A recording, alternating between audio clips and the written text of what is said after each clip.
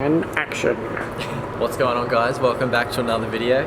So today I thought I would talk to you guys about the modifications on the 1M clone and why I chose them. So first of all, I'll talk about the 1M body as a whole. The reason why I did the body, I thought it would be pretty cool widening the track width of the car just to give it a little bit more grip in corners and make the car feel a bit more planted, which it has. So I can now run 9.5 inch wide rims on the front with 265 tires. The 265 tires used to be on the rear previously, and I used to, I think, run 235s on the front. So I've got an extra 30 mil on the tire on the front. So essentially what's on the front was on the rear before. That was how wide I could go. It wasn't that offset because that's an ET22 offset. This one here is a 10.5 inch wide. With the 285 tire, it's a lot more grip on the back. I'll tell you guys a bit about the modifications in particular. So with the 1M body, it involved getting the majority of the parts from BMW themselves. As majority of the parts are genuine BMW. You've got genuine 1M fenders, genuine indicator that's just been modified. It's just got blacked out plastic and painted the same color as the car. In the front here, this is genuine headlights, genuine BMW headlights that have been modified. So they've been pulled apart and bay optics, painted the inside black, changed the rings, put switchback LEDs in for the indicator, just to jazz them up a little bit more, but they really do complete the car. The whole front end of the car, so the front bumper, windscreen washer system, the washer bottle, all of that is genuine BMW 1M. So the reason why I went for genuine parts on the front of the vehicle, two reasons. That one, they seem to be decently priced, and two, if I ever had an accident and anything got damaged, it'd be easy to fix or replace them, as I can just go to BMW, just buy another part, get it, just unbolt it, bolt the new one on. I just found it'd be a lot easier just to go OEM on the front, just in case I ever dinged or whatever. It's a lot easier to fix because the parts will always be the same. So for the front lip, I just got a carbon fiber front lip I found on eBay. It was quite cheap, and the reason why I got it was because it was one of the cheaper lips, and I knew it would be prone to getting hit and stuff, which I already have damaged it on the front. But I think that lip set me back around $360 or $380 or something for the carbon fiber lip, which was pretty good opposed to the other ones, which were closer to $1,000. So I was like, why would I bother with the other ones? The next up is the Save-On Carbon bonnet, which I ordered and got painted. The reason for going with this bonnet is I struggled to find a Power Dome M3 style hood with the vents fit for the E82 1 Series. I found the carbon fiber one and I thought it would work great too, because it is substantially lighter than the stock factory hood. Not only does it add to the aesthetics of the vehicle, it also decreases the weight of the vehicle. I just think it very complements the look of the 1M design. Okay, so moving around back to, I guess, the wheels, handling, stuff like that. The reason why I went for the Apex SM10s was, one, I liked how they looked. Excuse the car, it's quite dirty at the moment. I just thought the design was very robust, and the I-beam spokes, I guess, give it a decent amount of strength, considering it's going to be a car that I'll use on the track. The two-piece rotors that I put on it, I did them because one, they were lighter, and two, they look nice. I've noticed that there's no, basically no brake fade in the vehicle.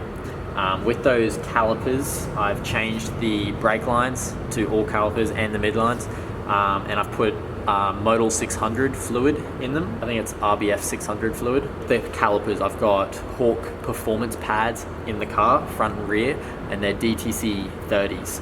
So it's like I think it's a carbon ceramic sort of compound. This thing stops incredibly hard when the braking system's warm and the tires are warm. And I get no brake fades. I quite like the braking system on this thing. So with the side skirts, I bought them from Carbon Addiction. They are a Revo Sport design. I think they're a copy, and it's also got the carbon fiber on the bottom of it, which gives it a beefy look. So guys, we've just had a hoon come in and disturb the vlog. The vlog. But I think he's in a Nissan R32 GTST, because he was trying to spill all the turbo and stuff. I don't think his missus was too impressed Yeah, though. no, his partner was just chilling in the car. It's going to be a bit hard to film now, I feel, until his exhaust is quite loud.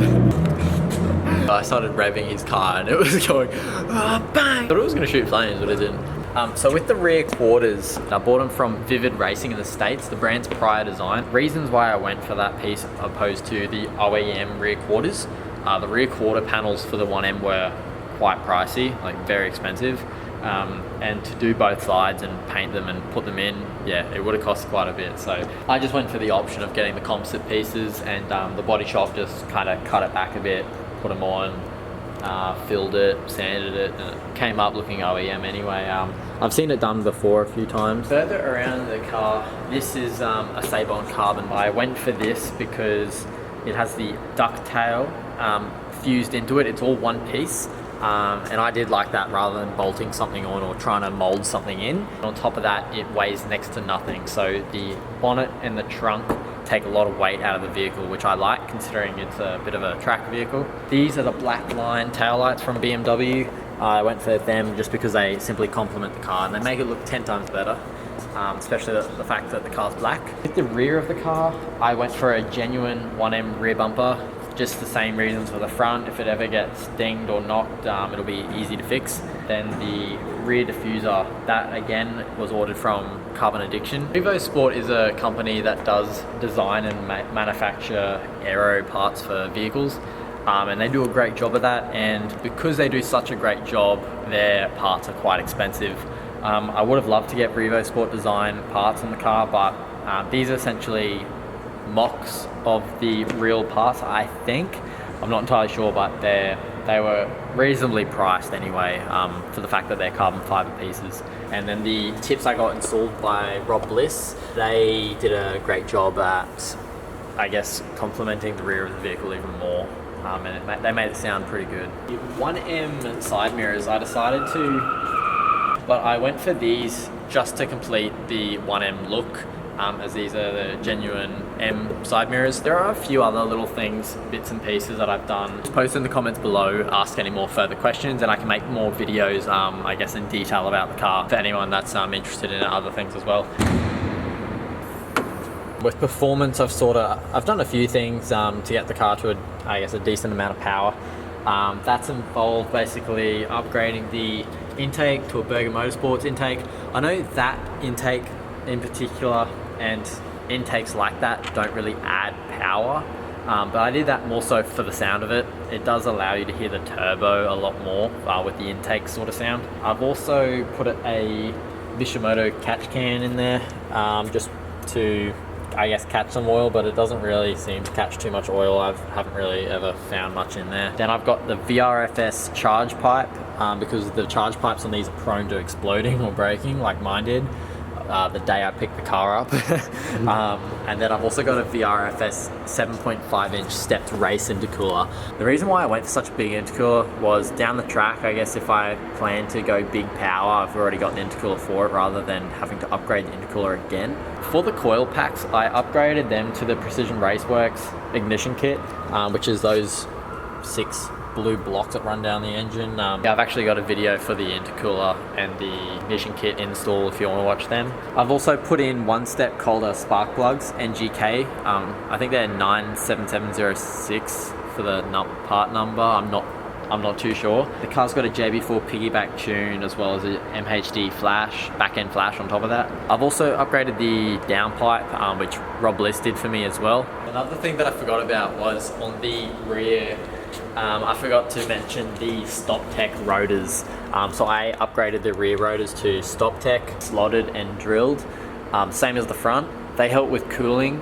They also look great on the car. I really like that slotted and dimpled or drilled look on the car for the rotors. I can't stand having plain rotors with no etchings or marks on them. Another thing that I forgot to mention, which is I guess a big thing on the car, is the coilovers, which is what the car's sitting on. So front and rear, I've got MCA Street Ultimate coilovers.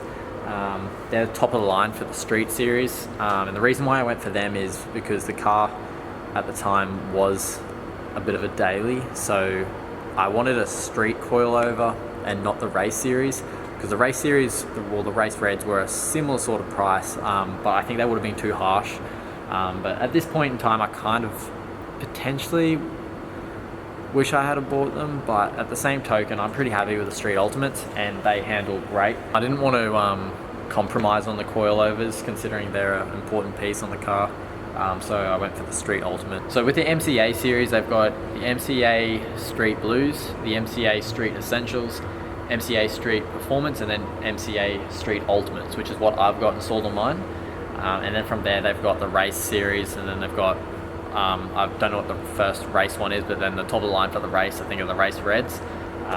But they're a different sort of coilover. So, but these ones are adjustable. Coilovers have custom valving with them, so I can, I guess, change it to what I want. So majority of the work, all the paint, rear quarters, all the alignment of everything was done by Cameron's Bodyworks down at Cooper's Plains. The reason why I went for that body shop in Brisbane is because they're known to do great work, and I've seen a lot of cars that they have produced that have rolled out of the shop, and they all look great. I guess my car is just a fine example of the quality of work that they do. If I ever had to get anything done to the car, it would be through Cameron's Bodyworks for sure. That is not advertising for the body shop. They probably won't even see this video. Cameron's Bodyworks do a great job. I couldn't recommend them anymore if you live in Brisbane and you want to, I guess, get bodywork done to your car. So guys, thanks for watching the video. That pretty much sums it up. If I've missed anything in the video, just comment below and I'll bring it up in the next video. But if you guys got any video suggestions, comment below. I'll make a video. This is my 1M clone build. That's a bit of info on why I purchased the modifications for the car and the reasons behind it. I hope you guys liked the video. So if you guys want to see more content, remember to hit that subscribe button. I really appreciate everyone that subscribes to the channel. I'll see you guys next time.